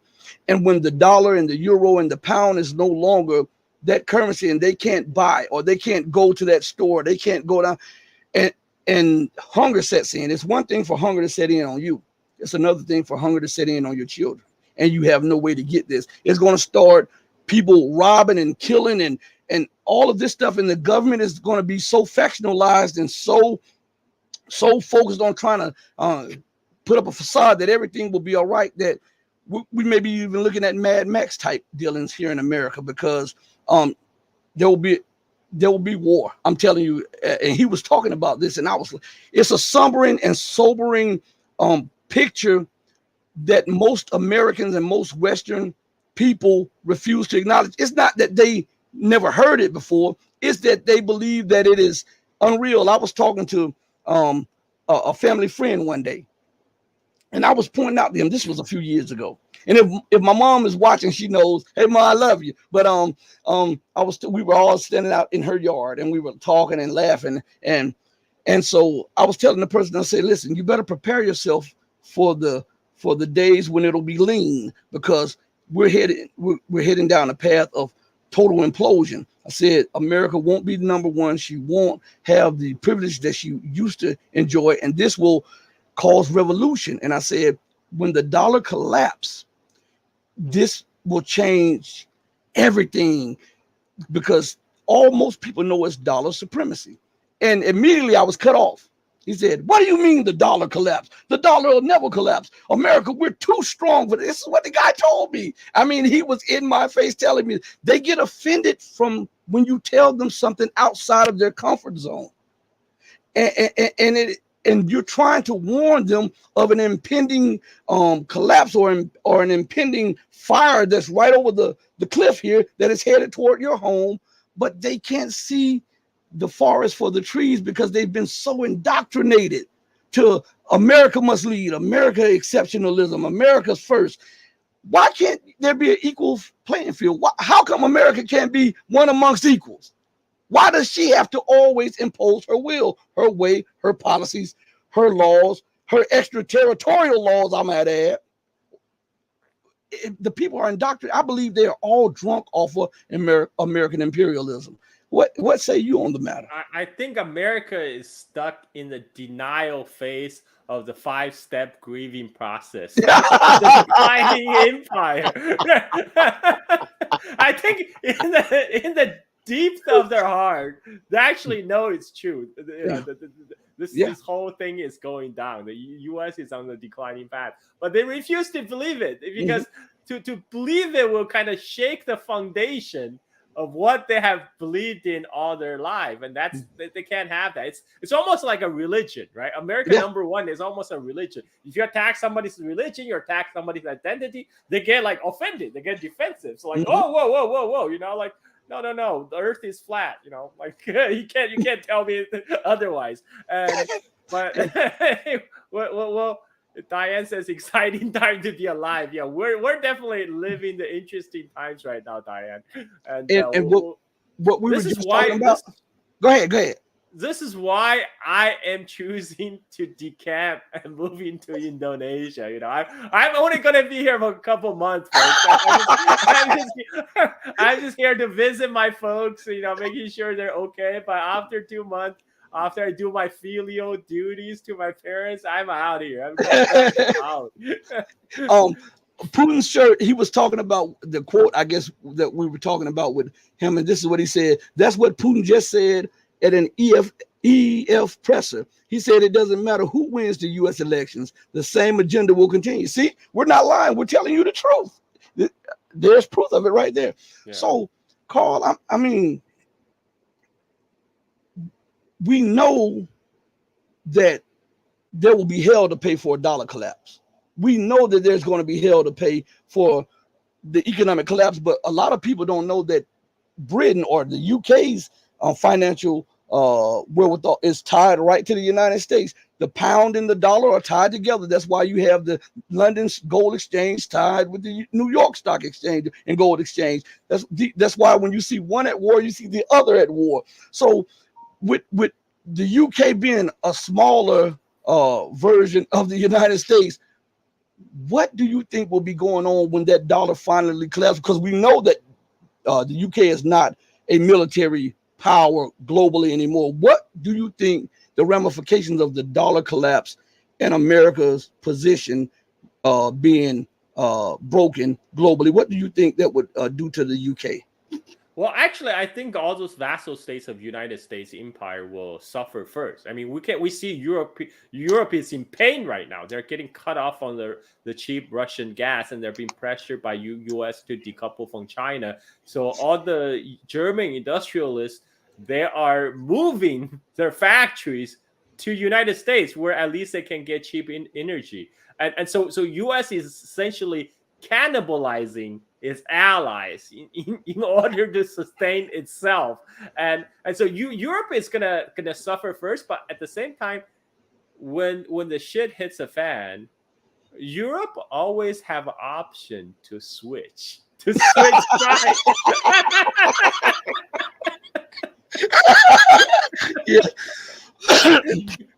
That's just the truth. I mean, like the vassal states will stick with the mafia boss when he's a mafia boss. When the mafia dong is like down on his luck, nobody's gonna stick around. Like there's no loyalty. I mean, like why U.S. is holding the system together by coercive force. Once that coercive force is not being funded anymore, because the U.S. military power rests on the dollar hegemony. Somebody posted like a meme on Twitter, with the U.S. 7th Fleet, all these aircraft carriers sailing the oceans. They say, oh, this is what backs the U.S. dollar. But guess what? The U.S. military hard power is also backed by the U.S. dollar. It's kind of like a chicken and egg thing. You can say, oh yeah, dollar is backed by the U.S. military hard power, but guess what? U.S. military hard power is backed by the dollar. So once that the dollar goes down, you are not going to be able to fund all that military hard power anymore. And especially when you don't even have industry. In China they have like 13 shipyards to United States 7 shipyards, and just one of China's shipyard, the Jiangnan shipyard outside of Shanghai, is bigger than all of United States shipyard. So they have the capacity. I mean, it's mind-boggling to think that U.S. will win a conventional war against China, because they can just outproduce you. They have the population, they have the industrial capacity. I mean, The finances. You just have IOU. You just have a printing machine. And it's like that printing machine is no good in time for war. They're not gonna. China is not gonna take dollar payment when you're waging war on them. I mean, Right. so. Yeah. But Yeah. but what do you, Carl? What do you think on this situation? I'm glad you brought that up, because if war breaks out, I believe that the United States. I know it sounds crazy, but I believe that they're trying to choose the best of bad choices. If you understand what I'm saying, they see the handwriting on the wall, and what they're believing. Well, maybe all of our war gaming showed us that we can't beat China in the Asia Pacific, but they show us that the longer we wait, the worse it'll be for us. So let us just choose. Maybe we can throw a Hail Mary and catch the ball in the end zone and beat the Chinese. Maybe we can do that. Don't you think? Because it seems that way that they're trying to choose the best of bad policies. That is a gamble that played by the Japanese Imperial Army in 1941. I mean, that's what they thought. They thought, okay, well, United States is big industrial giant, but if we don't, beat them now, we're never gonna beat them. So we might as well, we do this Pearl Harbor thing. Maybe we'll even the odds a little bit. I mean, but this is the exact same line of thinking that got Japan defeated, its city pulverized and nuked, and this is, I mean, why would the United States they think things will turn out differently? I mean, this is really, I mean, okay. Oh, well, I know why, because they're not only full of hubris, but they're also dumb. Most of our policy decision makers are dumb. I don't think I think they're still going to try to do Cold War first before the hot war. They're still going to try to do Cold War 2.0 to see if they're going to cause the China to collapse like Soviet Union.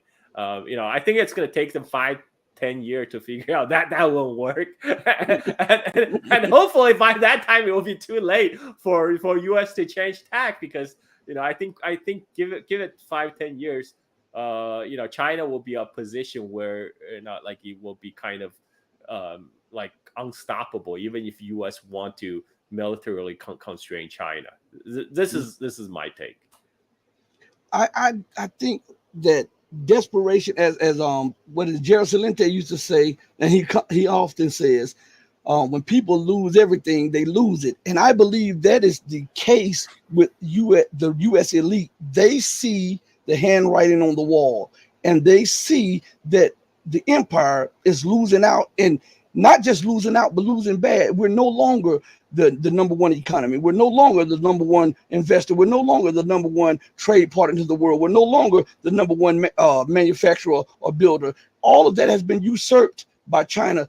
Not only is that, China is now, they no longer have antiquated armed forces. They have a fighting force of ground forces. They have the largest navy.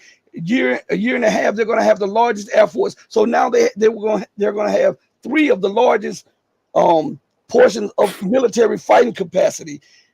I believe that they feel that they're losing everything, and this causes them to be detached from reality, and it causes them to lose it.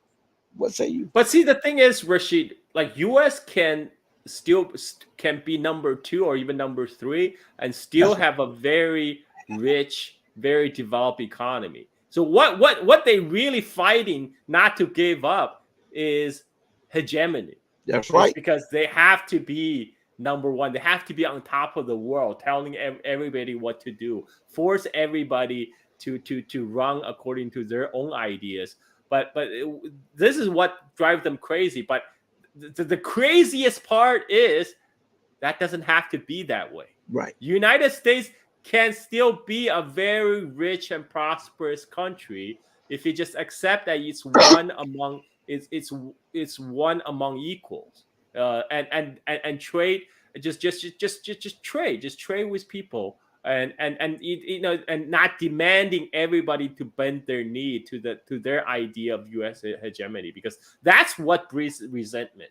That's why there's BRICS. That's why there's de-dollarization, because the U.S. is doing everything possible right now to alienate everybody, so whatever they do is gonna make the matter just even worse. I mean, they're gonna lose the hegemony even faster. However tightly they're trying to cleaning onto it. Yeah, that's my rant. Sorry. No, you're right on the money. Everybody in the chat, if you have anything that you want Carl to directly address, put it in the chat before we go off the air. Please do it. He has a family. We've had Carl on here for almost 2 hours, so please put your question or your comment in the chat real quick, and I'll try to put it up. Oh, thank you too. I got to put this up there. You guys are amazing. We appreciate that. Thank you, kid. So gotta go feed the water machine. Let's see. Do you have anyone? I know. We'll give it a second because it may take a little bit to type. I know I'm not the most proficient typer, so we'll see if they have any questions or any statements or anything, any issues that they want you to address before we let you get out of here, man. Because I'm telling you, kick butt, Carl. That's why I have to have you on my show a lot, man. I love your perspective, and not just on the Asia Pacific perspective, but your knowledge globally on the geopolitical outlook on things. I love that.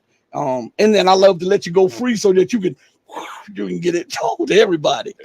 Well, thank you, Rashid. I mean, I love talking to you too, because you get it. You get it. Like I don't have to explain. We are on the same wavelength here. All right, Ken. I'm butchering your name, Ken Chow.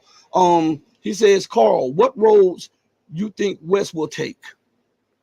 Well, I think the West will go kick and screaming to the inevitable conclusion that whatever they're doing is not going to work. I think, like I said, right now the West is still in the denial phase of the 5-step grieving process. So my hope is in the next 5 to 10 years, they move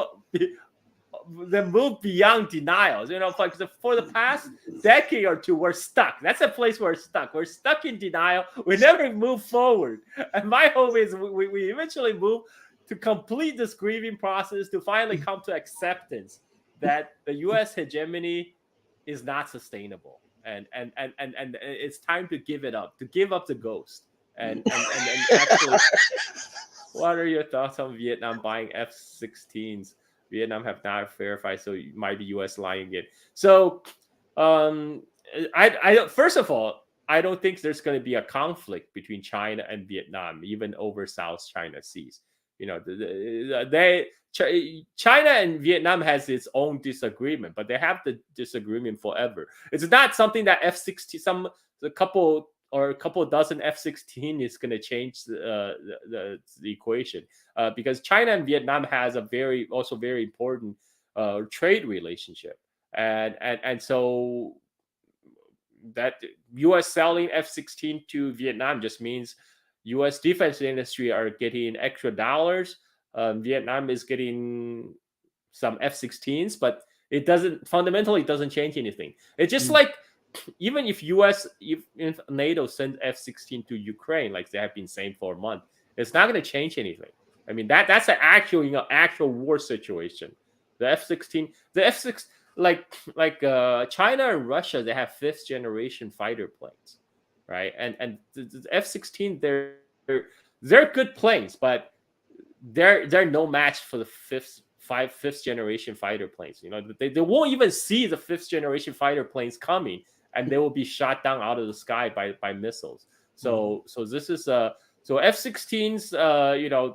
It's nice back in the age of Top Gun, the first Top Gun movie. Now we're in I watched the Top Gun second Top Gun movie, Maverick, on the flight over here, because it's a long flight, and it's just pretty ridiculous. It's a very contrived scenario. I mean, they're basically saying they're waging war on Russia. I mean, it's pretty thinly disguised. They're talking about this country with doing nuclear refinement, but they possess 5th generation fighter. You're like, wait. There's only two other countries that have fifth generation fighters. That's either China or Russia. Which one are you going war against? And they have all this snow, like so I guess they mean this Russia, and it's crazy, and the whole premise is so crazy. It's like, why would you go bomb a nuclear facility in Russia? It's not a question of whether you could do it. It's a question is why would you do that? And that would that's going to lead to a big conflict. And this is how the propaganda is sold to us.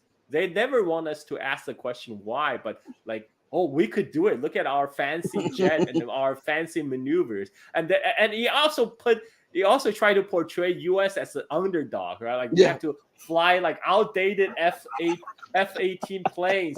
Yes, that's true. Right now, U.S. will be underdog. They will be using outdated planes. But you won't play out like Hollywood, unfortunately. Will the U.S. commit to total suicide? I mean, the U.S. is committing suicide right now. I mean, it's not like nobody is stopping those politicians in Washington. Other policies is leading this country to further down the hole that they dig themselves into. So I mean, like, nobody believes. No, okay, I don't think even them, because they're so disconnected from reality, they don't actually believe they're committing suicide. Like Rashid said, they start believing their own propaganda. When you drink your own Kool-Aid, they're too far gone. These people, it's we are just. I'm just here to as an observer. Like a space alien hovering over the continent and see what are these crazy humans doing to themselves. How do you see India looking like in the near future as far as superpower concerned? Will India be the biggest? So India actually enjoys a very unique geopolitical situation, because right now India is being wooed by all the powers on all sides. India is part of the BRICS, but on the other hand, India is in the Quad. So U.S. wants India to be in the anti-China alliance. But the recent the India-Canadian role, I think that exposed a big rift in it's a mentality. It's a mentality. It's like U.S. could just accept India's position as a independent, a great power and try to work with it. That might have made the partnership work. But U.S. don't like partners. They want vassal states. They want people who unquestionably follow U.S. policy in everything. This is why when India chose not to go like all totally against Russia, because India has a traditional friendship with first Soviet Union, and Russia, India get most of its armament from Russia. And they're getting most of their energy from Russia. There's no reason for them to go against their own self-interest to sanction Russia. And when that happen, U.S. is trying to light a fire, trying to put the Indian over the fire a little bit through their proxy Canada. But this is gonna backfire because like India right now, they could have decide to sit on the sideline or they can straddle the fence, so to speak, and get the best from both sides. But U.S. is saying no, you can't do that. You can't. I understand your hustle. You have to be unquestionably our vassal and pledge your allegiance and bend your knee. I don't think India is going to do that. So we're going to have to see how this fallout coming out of the India-Canada role that's playing out right now. But I think India will continue to stick to its gun to play an independent foreign policy. But as far as India itself, its development, I mean, India has a lot of potential. It's a world's largest population. Its population has surpassed China, but India lags behind in infrastructure, public education. And so India has a lot of work to do. Whether India can accomplish what China did in the last 40 years, that remains to be seen. I mean, because to be honest, India would need major reforms, both economic, social, and political, structural reform to kind of make that big strides that China did. It took China a revolution, a civil war, and a revolution to kind of clean the house, and then to build things to the ground. India didn't have that kind of dramatic transition, but they basically they went from being a British colony where it was run by these Brits at the top and all these Indian comparadors to the British to play as a middle management, to transition when India became independent from like all this middle now all the top management is gone, but the middle management that formerly run the British India company just moved to the top, so nothing fundamentally changed in India. So this is why India's development has been lagging behind that of China, and where India future lies, that largely depend on how the Indian political development shape up in the coming future. But regardless what it made, I think Indian government will continue to stick to an independent foreign policy. They will not bend the knee to the United States because they want to be respected as a great power. India has an ancient history, as an ancient civilization. They see they're the big boy in the neighborhood. They want to be respected as a big boy. They don't want to play a little hanger on like Canada or UK. Okay, last question of the night from B1990er. All right, we'll put this up on the screen. Okay, do you think the outbreak of unrest in the Balkans, in Vietnam, plus what's happening in Francophone Africa, part of the West grasp at the hegemony? Well, I think there's internal development, right? There's some internal development in the Balkans, in Vietnam, in fact, Francophone Africa, especially in Francophone Africa. It's like the African just getting fed up with the French imperialism, and right now the West is reacting. The West is reacting. They're always trying to exploit a situation. And I don't think there's, I don't think the West will be able to do much in Vietnam, because Vietnam, the Vietnamese government is still very much in control. A lot of people don't realize is that the Vietnam government structure is actually very similar to the Chinese government structure, which makes the U.S. action even more hypocritical, because they're saying we got to work with Vietnam to contain Chinese authoritarianism, but the Vietnamese government structure and the Chinese government structure are basically the same. And so this is all about geopolitics, and again, Vietnam and China, they may have their differences, but right now they also have both sides also recognize they have more important trade relationship.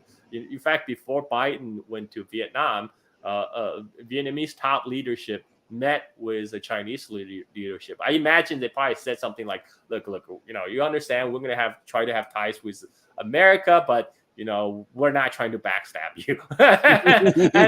and so I mean, so I don't think U.S. will make much headway to kind of weaponize Vietnam against China the way they're doing with Philippines, because Philippines has been a U.S. colony for a long time. They have this top tier, the top tier Filipino leadership that have been long in the pockets of the United States, and they have deep ties with the United States. Filipino military force is also have a long relationship with the United States. So there's all these people that U.S. can buy off in the Philippines, and they don't have that kind of dynamic in Vietnam. So I don't think whatever U.S. is trying to do with Vietnam is going to work. Balkans, I'm not familiar with Balkans, so I'm not going to make my comments. I stay within my circle of competence. Like Warren Buffett said, Balkan is outside of my circle of competence. But I think what we're seeing in Francophone Africa is just part of It's a continuation of the decolonialization process that started in the 1950s, 1960s, and I think, I think France's days in Africa is numbered. Yeah. Yeah. Well, Carl, thank you again, my brother. Thank you for joining us. You know I got to get you back on here shortly, but I know you have a family, so I know you have to tend to that. Everybody who's watching, please stay. Don't go anywhere yet, because I want to talk to you all about something before we get off the air. But Carl, thank you so much for an outstanding show, man. Thank you so much. Thank you, Rashid. Thank you. All right, Always a pleasure. And anytime you want to talk, you invite me back. I love to talk. all right, my brother. I'll see you later. Everybody, listen. I need you all to hit the like button and subscribe. Also, tomorrow we will have author and international personality and Fox News contributor Martin Saif on the show at noon Central Time, which is 1 Eastern Time, and we'll be doing a channel members interview tomorrow night, I believe, with Russia Today's journalist Helen Beninsky. She'll be on there. That'll be for channel members, and then we'll air it on later on for the rest of you guys. I just want to take the time out to thank each and every one of you for spending a second or a minute or an hour with us on this platform. Your time is very precious. That is an unrenewable resource. So I hope that this show was able to give you an equal or greater value for the time that you have allotted us this day. Hey, listen, as we go out, know this for sure, that I love you more than words could ever show if you love the truth. But know that the true and living God, he will always love you better. Until we next speak again, stay strong, stay true, but above all things, stay righteous, because righteousness is the only thing that will carry you out of this thing that is coming upon this world, okay? Hey, everybody, be strong. I love you. Hey, mama, your baby boy loves you more than life. Deuces, everybody. Thank you so much.